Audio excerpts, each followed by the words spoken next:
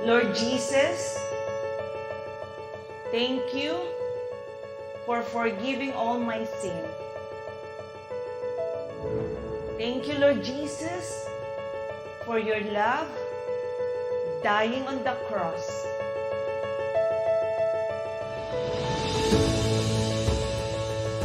Lord Jesus, be my Lord, be my Savior, and be my Master. Thank you, Lord Jesus. Holy Spirit, thank you for your fellowship right now.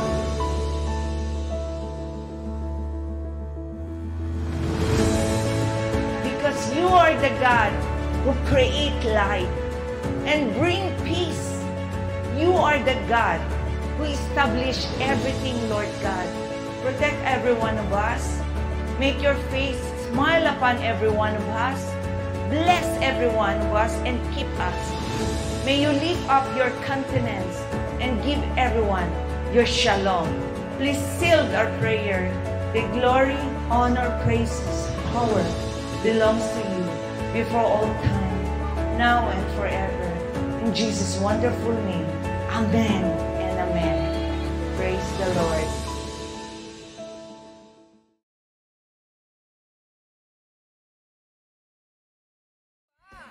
Sabihin radyo, sabihin mo energy.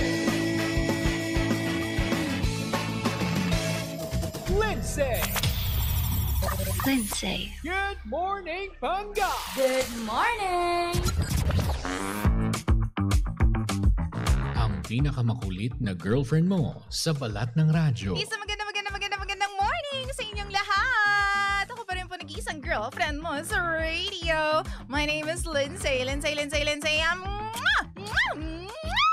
Makulit, pero may puso. Handang makinig sa mga kwento mo. Alam mo, feeling ko kailangan mo na siyang iwan kasi it doesn't make sense. Ang kwento sa lihim ng liham.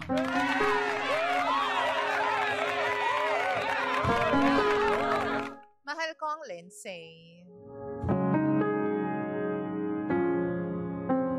Magandang araw po sa inyong lahat. Tawagin niyo na lamang po ako sa pangalang Karen. 28 years old na po ako and sa ngayon nagtatrabaho po dito sa abroad. I have my greatest love, DJ Lindsay. Yung literal na pinagtagpo pero hindi itinadhana. Gusto ko lang sanang i-share yung story ko dahil sa totoo lang, hanggang ngayon, minumulto pa rin ako ng nakaraan ko. At umiiyak pa rin ako kapag mag-isa ako. I had an ex-boyfriend, DJ Lindsay. Almost 8 years din na naging kami. We met online and yes, isa siyang AFAM. Ever since bata pa lang ako, pangarap ko na talaga na magkaroon ng jowang foreigner. Sinagot naman ni Lord yung dasal ko. Siya yung first boyfriend ko ever. Dahil sa kanya, nakapagtapos ako ng pag-aaral. At halos lahat ng pangarap ko sa buhay, tinupad niya. Nakasakay ako ng eroplano, nakalibot sa buong bansa. I mean, sa buong Pilipinas. Nakapunta na rin ako sa iba't ibang bansa, DJ Lindsay, kasama siya. Napakaraming memories na habang buhay kong babaunin. Lahat ng yun dahil sa kanya. Mahal na mahal po namin ang isa't isa, DJ Lindsay. Yun nga lang, meron kaming isang bagay na hindi mapagkasunduan. religion. Katulad ng iba, hindi kami pwedeng magkatuluyan kung hindi pareho yung pananampalataya namin.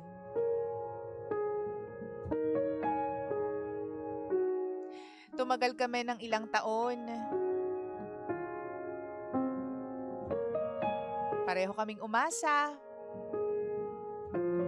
Pero wala ni isa sa aming dalawa ang nagparaya.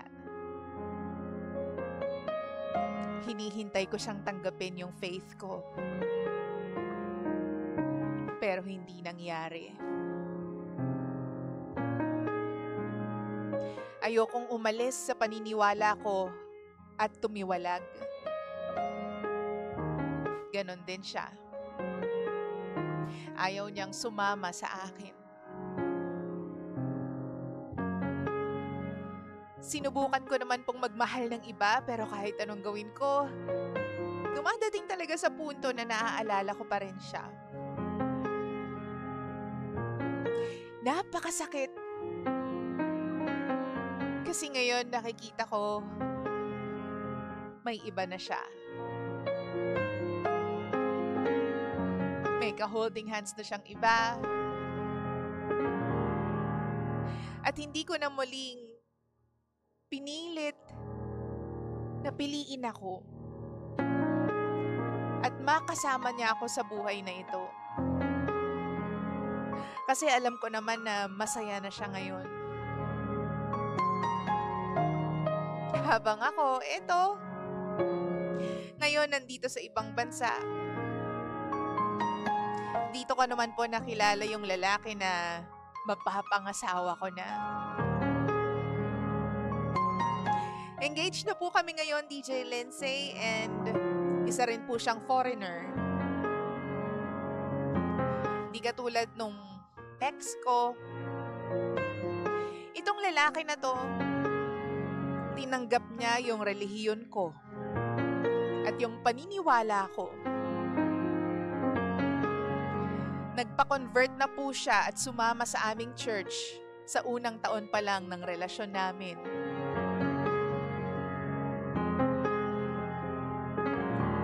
Pero kahit pa ganun, hindi pa rin mawala-wala sa isip ko yung ex ko. Paano at ano nga ba ang dapat kong gawin para tuluyan ko ng malimutan yung taong naging malaking parte ng buhay ko at halos tumupad na ng lahat ng pangarap ko, DJ Lindsay?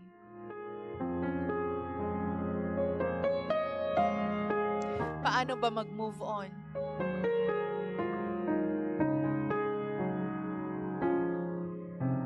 Tulungan niyo po ako. Muli, ako si Karen. At ito ang lihim ng aking liham.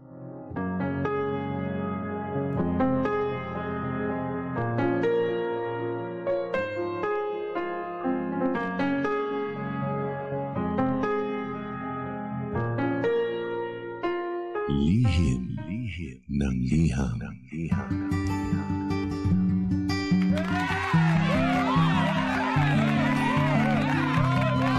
Hi, Pangga! Tayo pa rin po ang estasyong same, pero... Pangga, we are number 106.7 Energy FM. Pangga, huwag mo sabihin radyo. Sabihin mo... Energy! Ang dali lang, ang daming nasa harap ko eh. Nadidistract ako, mga Pangga. Kasalanan ko rin naman. Ako din naman yung naglagay, no? Pero nadidistract ako sa mga pinagagagawa ko. Ayan, okay na. Anyways, mahal ko Pangga ko, baby ko. Welcome to the show. Ito po ang Lihim ng Liham. At nagsasama po tayo hanggang mamayang 11:00 po ng nagmamagandang umaga. At your service, ang nag-iisang girlfriend mo sa radio. My name is Lindsay. Wow! We here live on Facebook, facebook.com/energyfm1067. Mahal ko pangga ako, baby ko. Achuchu. And ano nga bang masasabi mo sa problema po ni Karen ngayong araw na to? Si Karen na hindi makapag-move on sa kanyang greatest love. My goodness. Wow! Ito na naman tayo sa mga ex-ex na yan. Bakit ba naman itong mga ex na to? Hindi ko naintindihan kung bakit binibigyan nyo ng power yung ex ninyo para i-control yung present ninyo. Wow! Sa totoo lang, no? Alam ko naman, I've been there. Dumaan na rin ako sa hindi tayo makalimot sa ex. Hindi natin, alam mo yun, matanggal sa isip natin yung mga ex-lovers natin, yung mga ex na pinaggagawa natin. Pero ang hindi ko maintindihan is bakit kinokontrol pa din. Diba, may mga pangga tayo na sumusunggab sa panibagong relasyon pero nandun pa rin yung kanilang pagmamahal sa nakaraan nila. Wow! Sa nakaraang jowa nila, mahal ko, di ba? At ang worst pa dito is, yung kanilang present na decision, present na feelings, emotions, naaapektuhan dahil nga dun sa kanilang ex. Di ba? Sa kanilang past love. Aww. Halika na, samahan mo ako at bigyan natin ng advice. Ito pong pangga natin na si Karen na sumulat po sa atin dito sa Lihim ng Liham. Ang feeling po natin ngayon, bilang tayo po ang programang wala kang matututunan pero meron kang mararamdaman. Oo, anong feeling natin ngayon? Anong nararamdaman po natin ngayon? Ano ba naman yan? Yun ang feeling natin ngayon. Ano ba naman yan? Diba? Ay nako, ito na ha, basa po tayo ng comments. Pwede po kayo magbigay po ng komento sa ating Facebook account. Hanapin niyo po yung live. Tapos doon sa live na yun, mag-comment po kayo ng inyong mga pwedeng sabihin, mga gustong i-advise dito po kay Karen. Sabi ni Arch, it's unfortunate when fate becomes uncompromising and cost your relationship with someone you love. With regards to moving on, siguro di ka muna pumasok sa panibagong relationship kung di ka pa nakaka-move on, pero nandyan ka na. Sana you figure it out before you get married because it's not fair to the new guy. Sabi naman ni Choyams, ate, paano ka makaka-move on yan? Panay-stuck ka ng FB at ex mo, tampalin kita dyan engage ka na tigilan mo na yan. Nang-stalk pa din. Sabi naman ni Grace, good day, DJ Lensay. Alam mo, Karen, pareho lang tayo ng pinagdadaanan, pero matagal talaga naka-move on. Pero makakaya mo na yan. Like me, panahon ang nakakapag-heal at nakakatulong para makalimutan mo siya. Ituon mo na lang sa panibagong pagmamahal ang iyong feelings. Huwag mo na siyang isipin pa kasi meron na siyang iba. Sabi naman ni Alfredo Dong Castello, good morning DJ Lensay, maulan pa rin po. Baby boy naman po next. Ano ba yan? Baby boy. Rainer Relox, good morning DJ Lensay. Good morning, madam. Sabi naman ni Rosie, ewan ko sa'yo, Karen, bahala ka dyan. Sabi naman ni Snowflakes, girl, parang unfair naman sa fiancé mo na iniisip at ini-stalk mo pa rin yung ex mo. I think you need to let go of him kasi hindi ka na 100% into him. Find yourself first. Sabi naman ni Yoli, naku ate, i-block mo na para makalimutan mo na siya. Sa true lang, no? Alam mo, I've read this, pag-aaral? Or isang advice from a Japanese psychologist. Ang sabi niya, mahal ko, hindi naman daw totoo. Well, for some, totoo na time heals all wounds, 'di ba? Pero alam mo ba na ang katotohanan daw ng buhay, hindi sa lahat ng pagkakataon, oras ang nakaka-heal ng mga sakit ng puso natin, no? Ng pain na nararamdaman natin. Kundi, yung mga pasinta-sinta, yung mga pasulpot-sulpot na masasayang moments sa buhay natin. Wow! Na kapag pinagsama-sama mo, nagiging malaking event of happiness sa buhay natin. Yun daw po talaga ang nakakapagpaganda, nakakapag-erase ng pain sa ating puso. No? Sana, patulad po nung mga ibang pangga natin na naka-move on, sana Karen, yung mga masasayang nangyayari sa buhay mo ngayon na merong nag-effort para ikaw ay, alam mo yun, pag-proposan, to get married soon, sana yung masayang moment na yun sa buhay mo, mas maging, alam mo yun, mas maging mabigat siya, no? Mas i-value mo siya kaysa dun sa nakaraan mo. Although, alam naman natin na hindi talaga basta-basta yung 8 years dahil pinagdaanan mo yon with all the happy memories, with all the sad memories as well. Pero naniniwala din kasi ako na may rason kung bakit hindi ka nag-end up with the one you loved, no? Means in the past. May rason kung bakit hindi kayo nagkatuluyan. At para maka-move on, dapat mas bigyan mo ng halaga itong lalaking nagsakripisyo para lang mapaligaya ka at para lang makasama ka. Isang malaking move na yan eh. To move on. Isang malaking step na yan to move on, mahal ko. Uy, itong lalaki na to, mas piniling magpa-convert para lang makasama ako at para makapagpakasal kami, para pasayahin ako. Wow! Diba? Hindi lahat ng tao gagawin yan ha, kasi merong iba firm sa faith nila, firm sa religion nila. Pero yung lalaki na yan, nagpa-convert para sa'yo. Hindi pa ba malaking rason yun para mag-move on ka na? Hindi pa ba malaking sign yun? Dapat kang pinagpapasalamat mo at part of pagpapasalamat na naka-move on na o nagpa-convert siya is yung pagkalimot dun sa past mo, paglimot dun sa lalaki na sinasabing mahal ka, pero ayaw naman talikuran yung kanyang faith. Hindi naman natin yan maipipilit sa isang tao eh. Hindi natin maipipilit, oy, talikuran mo naman yan para magkasama tayo, sabi mo mahal mo ko. Ang pangit ng ganun. Diba? Kanya-kanya yan. Decision niya yan at hands off tayo dyan pagdating sa bagay na ang usapan ay relihiyon, no? Wow! So I think para mapasalamatan mo yung lalaking tumalikod sa relihiyon niya para lang mahalin ka at mapatunayan na mahal ka talaga niya, is yung pag-honor na lang sa pagmamahal nyo. Diba? Pagmamahal niya sa'yo at pagmamahalan ninyong dalawa. Sabi ni Snowflakes, nangihinayang kasi siya, pero ang love nila sa isa't isa is not enough for them to be together forever. So, sorry pero I don't think you love each other that much. Kasi hindi mo kayang talikuran yung faith mo eh, di ba? Hindi katulad nitong lalaki na to. Gagawin ng lahat para lang makasama ka. Gagawin ng lahat, even pagtalikod sa kanyang relihiyon, para lang mapatunayan na mahal ka niya. Wow! And that is something to be thankful for. Magpasalamat mo na. Thank you talaga kasi mahal na mahal mo ko. Kung ako yan, maiyak ako. Seryoso. Maiyak talaga ako dyan. Kasi tulad nga ng sinabi ko, yung iba talaga hindi sila nagkakatuluyan. Meron nga ako naging isang manliligaw before. O nasa ibang relihiyon din siya. Sabi niya sa akin, mahal na mahal kita. At pinagsisigawan niya talaga sa buong campus na nililigawan niya ako. Pero, nung napag-usapan na yung religion, sabi niya, ay, teka lang parang dapat kasi mag-adjust tayong dalawa.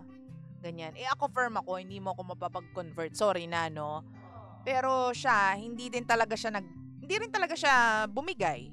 Hindi rin siya nagpa-convert. Ang ending, di friends na lang kami. So, parang same lang. Ang thing is, hindi ko lang talaga siya minahal. No? So, yun yung sinasabi ko. It's all about doing all the sacrifices for the one you love. Wow! Sabi ni Carmen, maulang morning, Miss Maganda. Thank you very much. Sabi ni Vance, tama ka dyan. No? Not Ganya, the one that got away. Alam mo, sabi nga nila, meron ka talaga makikitang ganyang pagmamahal eh. Yung tipong marerelax ka lang, tapos marerealize mo na ganito pala dapat yung pagmamahal, yung relax lang. Yung hindi komplikado yung mga bagay-bagay. Kasi yung iba sinasabi sa atin na mahal kita, gagawin ko ang lahat para sa'yo. Pero kapag nagkaipitan na, kapag wala nang choice, pag na-corner na, tiklop din siya, 'di ba? Pero sinasabi niya mahal na mahal ka niya, pero sa ganung paraan ba ma-express at mapapatunayan yung pagmamahal? Feeling ko hindi. Ang taong nagmamahal kahit na-corner na, kahit maipit pa yan, kahit pitpitin pa yan ng pinong-pinong-pino,